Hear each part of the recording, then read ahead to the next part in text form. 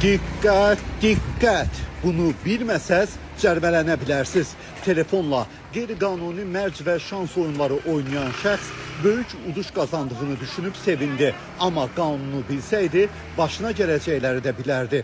Uduşu əldə etmək istəyən şəxs qanunsuz şans və mərc oyunu oynadığı üçün cərmələnib. Onlayn platformalarda qeyri-qanuni mərc və şans oyunlarında iştirak edən 38 yaşlı şərti adı soyadı Pərviz Hümbətov olan şəxs saxlanılıb və barəsində İnzibati Xətalar Məcəlləsinin qumar oyununda iştirak etmə maddəsi ilə protokol tərtib olunub. Pərviz bir neçə qeyri-qanuni mərc və şans oyunları saytına daxil olub və oynayıb.